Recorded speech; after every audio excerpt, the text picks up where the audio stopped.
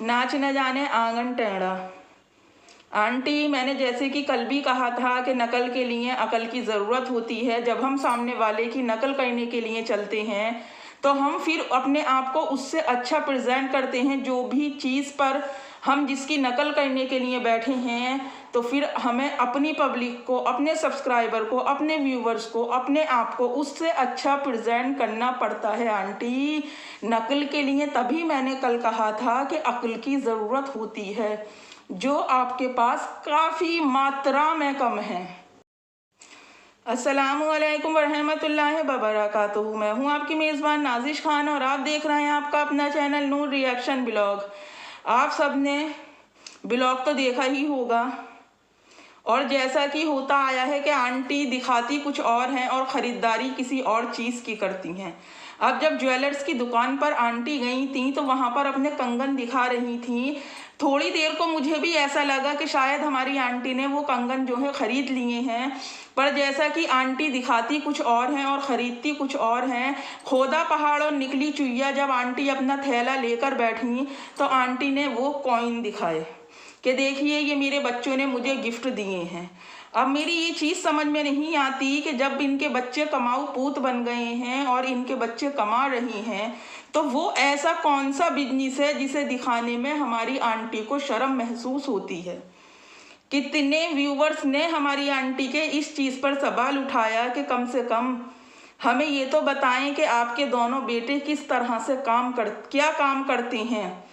और एक बात और आंटी, दो जवान बच्चों के होते हुए आप मार्केट से बाजार करने के लिए जाती हैं तो क्या आपको अपने बच्चों पर भरोसा नहीं है कि कभी पैसों का इधर से उधर कर दें? क्यों? क्योंकि जब आप लोग ध्यान करिएगा कि जब इन्होंने कहा था कि मेरा कोई चेक आने वाला है, जब वो चेक इनका बड़ा वाला बेटा यानी कि वगीरा लेकर आया तो हमारी आंटी की बेकरारी देखने लायक थी।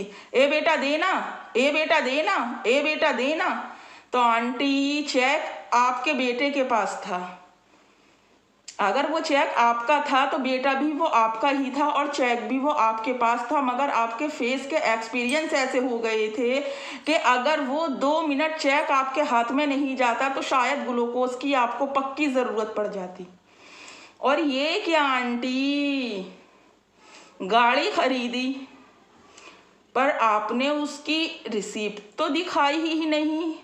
जब आप मोगली भैया का मोबाइल खरीदने के लिए गई थी और आपने जब मोबाइल का पे कर दिया था तो आंटी जी आपने मोगली भैया के नाम पर जो है वो रिसीप्ट बनवाई थी। जब आप इतने से मोबाइल के रिसीप्ट पब्लिक को दिखा सकती हैं आंटी, तो फिर आपने वो गाड़ी जो ली तो फिर वो आपने बगीरा भैया के नाम पर ट्रांसफ़र हुई, वो चीज़ आपने जाहिर नहीं की और ना ही आपने उसकी कोई रिसीप्ट दिखाई। आंटी, कुछ तो गड़बड़ है। और जैसा कि मैंने कहा था कि हम जब किसी की नकल करने जाती हैं तो उससे अच्छा अपने आप को हम प्रेजेंट करते हैं। ये रेहाना खान बॉस की नकल करने के लिए तो चली। देखिए, रेहाना खान बॉस जब शोरूम से गाड़ी लेने के लिए गई तो उनकी गाड़ी, वो अपनी गाड़ी में गई, ना कि हमारी खाला जैसी ऑटो में बैठकर गई। फिर जब वो उधर से शोरूम में से उन्होंने गाड़ी ली तो वो शोरूम भी दिखाया। वहाँ से जब उन्होंने अपनी गाड़ी को ड्राइव किया, मतलब चेक किया, वो चीज़ भी उन्होंने पब्लिक के साथ दिखाई। और जो जिस गाड़ी में वो अपनी पहली गाड़ी में, पुरानी गाड़ी में बैठकर गई थी, तो वो चीज़ भी उन्होंने पब्लिक के सामने क्लियर की। वो अपनी न्यू कार में आई और दूसरी कार जो है वो कोई दूसरा बंदा चला कर लेकर आया। ये क्या आंटी, आप इधर से ऑटो से जाती हो, उधर से गाड़ी में बैठकर आती हो, ये मसला क्या था? ये तो मेरी समझ में ही नहीं आया। और हमारी आंटी जी ने एक छोटे बच्चे का क्लिप अपनी वीडियो में ऐड किया है। उसके ऊपर हमारी आंटी जी कहती हैं कि देखो, इज्जत मिलना इस चीज़ को कहते हैं कि मुझे छोटे छोटे बच्चे भी पसंद कर रही हैं। पॉइंट टू बी नोटेड कि आज मरियम शेख आंटी जो हैं उम्रा के लिए गई हैं। अल्लाह उनका उम्रा कामयाब करे और अल्लाह उनका उम्रा कबूल फरमाए, आमीन। और जब वो उम्रा पर जा रही थी, आप सबने उनकी वीडियो देखी होगी कि लोग किस तरह से उनसे मिलने के लिए आ रहे थे, किस तरह से उन्हें इज्जत दे रहे थे, किस तरह से उनके गलों में फूलों के हार डाले जा रहे थे, किस तरह वो अपने अजीज रिश्तेदारों के यहाँ मिलकर आ रही थीं, लोग उनसे मिलकर आ रहे थे और उन्हें हदिया के तौर पर देखो आंटी कितने गिफ्ट्स मिले हैं। और उन्होंने उम्रा जाने से कितने दिन पहले इस बात को अनाउंस कर दिया था कि मैं उम्रा पर जा रही हूँ। ये क्या आंटी, जब आप उम्रा पर गई तो ना तो आप अपने किसी अजीज अहकार के यहाँ पर गई, ना किसी से आपने माफ़ी तलब की, सिर्फ आप सोशल मीडिया पर ऑन द कैमरा बैठकर कि मुझसे जिसकी भी जो गलती हुई हो वो मुझे माफ़ कर देना। आंटी, पब्लिक से माफ़ी मांगने से पहले अपने अजीज रिश्तेदारों से माफ़ी मांगना लाजमन ज़रूरी है। क्यों? क्योंकि हम इस जहान से उस मुकाम पर जा रही हैं तो हमें ये पता नहीं आंटी कि हमारा जो सफ़र यहाँ से बंधा है वहाँ से वापसी का हमारे घर तक का कोई सफ़र होगा या नहीं होगा। फिर कौन सी इज्जत की बात करती हो आंटी आप? कोई भी एक इंसान, चलिए आंटी अजीज रिश्तेदार दूर रहते हैं, आप कहती हो आपकी सोसाइटी में आपकी इतनी इज्जत है, लोग आपको आपके नाम से जानते हैं। क्यों? क्योंकि एक ब्रांडेड नाम है। तो आपकी सोसाइटी का भी कोई इंसान आपसे ना तो उम्रा के बाद मिलने आया और न जब आप उम्रा पर जा रही थी तब आपसे कोई मिलने आया। तो आंटी अपने मुंह मियाँ मिट्ठू बनना छोड़ दो, ये पब्लिक है, सब जानती है।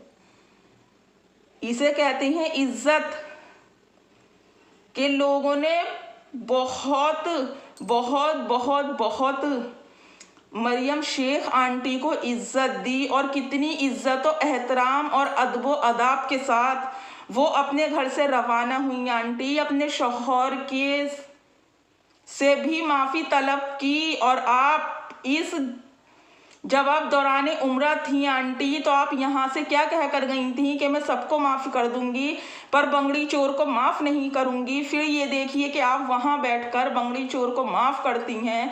जब उस जगह पर आप बंगड़ी चोर को माफ़ करके आ ही गई थी आंटी तो फिर आपके दिल में वो कौन सा मैल था जो बंगड़ी चोर आपकी ट्रेन में बैठते बैठते फिर रह गया?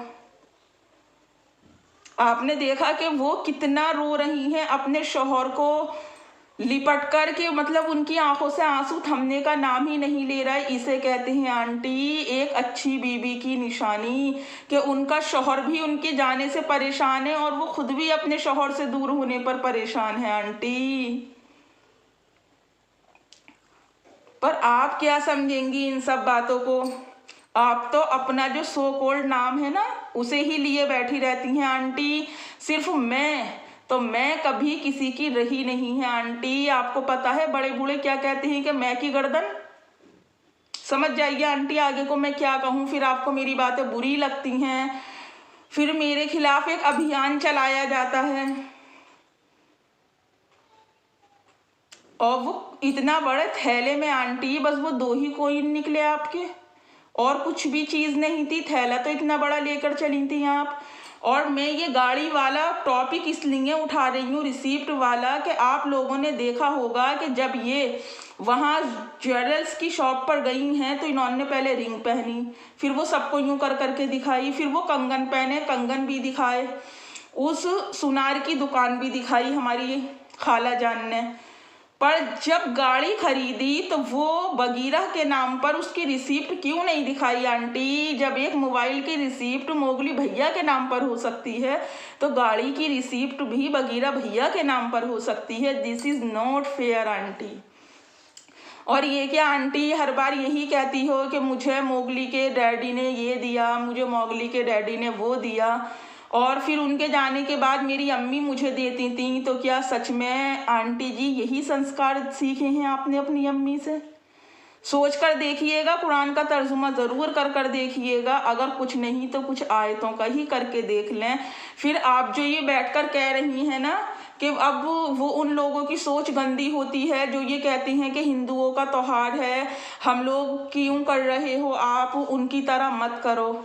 आंटी हम हिंदुस्तान में रहते हैं, मैंने पहले भी कहा था, आपकी तरह नहीं है कि मुंह पर कुछ और दिल में कुछ और, के रूल फॉलो करने भी हैं, पर सड़क पर विदाउट हेलमेट अपनी गाड़ी को दौड़ाना और भगाना भी है।